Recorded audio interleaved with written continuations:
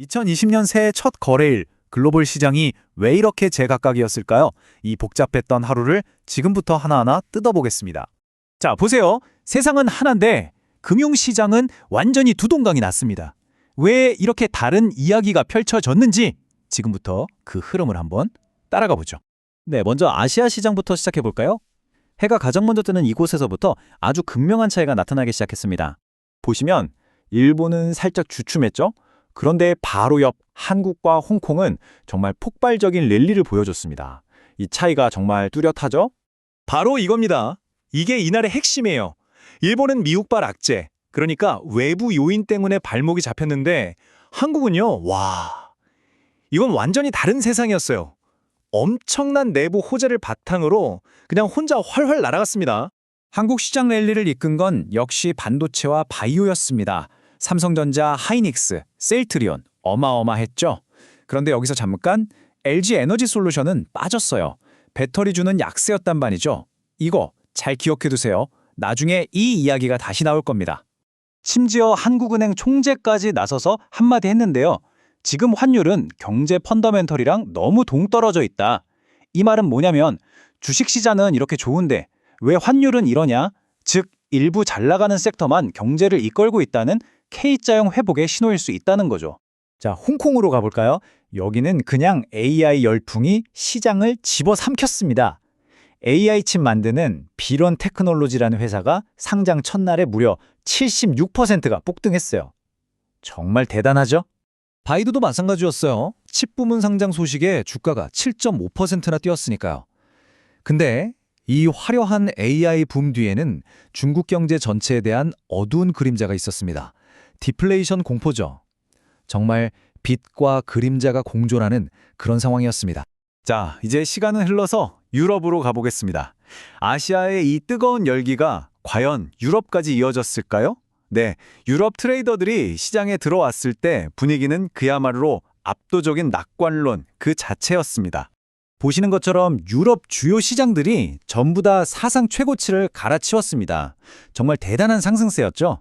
하지만 이 숫자들 바로 밑에는 서로 다른 방향을 가리키는 경제 지표들이 숨어 있었습니다.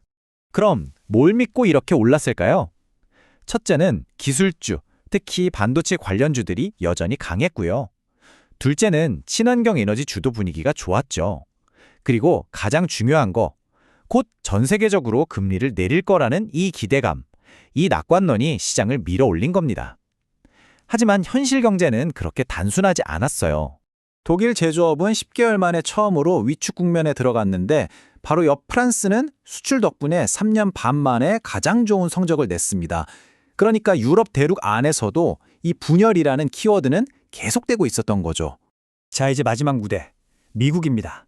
이곳에서는 이날 하루 종일 시장을 흔들었던 두 개의 거대한 힘, 바로 기술과 소비가 정면으로 꽝 하고 부딪혔습니다. 시작하자마자 시장에 찬물을 확 끼얹는 소식이 터졌습니다. 바로 테슬라 쇼크였죠. 테슬라의 4분기 차량 인도량이 작년보다 무려 16%나 줄었다는 발표가 나왔습니다. 이건 시장의 예상을 완전히 박살내는 수치였어요. 그리고 이 소식은 곧 전기차 시장의 왕좌가 바뀌었다는 걸 공식적으로 확인시켜준 셈이 됐습니다. 사상 처음으로 중국의 BYD가 테슬라를 누르고 세계 1위 전기차 판매 기업이 된 거죠. 이것 때문에 월스트리트에서는 정말 재밌는 줄다리가 벌어졌습니다. 자, 보세요. 먼저 테슬라 때문에 전기차 관련주가 다 같이 무너지면서 기술주 중심의 나스닥을 끌어내렸어요. 그런데 식지 않는 AI 열풍이 엔비디아를 중심으로 시장을 다시 떠받쳤죠.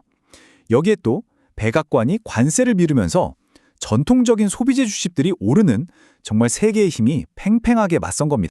그래서 최종 성적표를 보면 이 엇갈린 상황이 그대로 드러납니다. 산업주 중심의 다우지수는 상승 마감했는데 기술주 중심의 나스닥은 거의 제자리 걸음으로 끝났죠. 정말 명확한 분열입니다. 자, 그럼 정신없었던 이 하루를 돌아보면서 우리는 대체 뭘 읽어내야 할까요? 핵심은 뭘까요?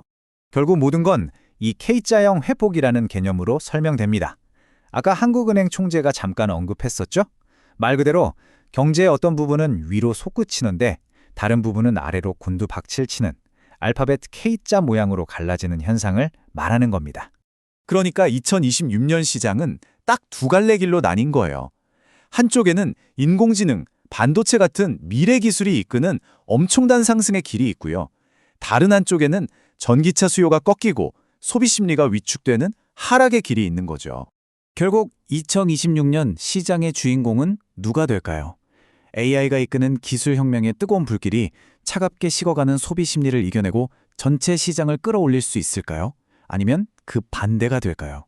올 한 해 시장을 관통할 가장 큰 질문이 바로 이것 아닐까 싶습니다.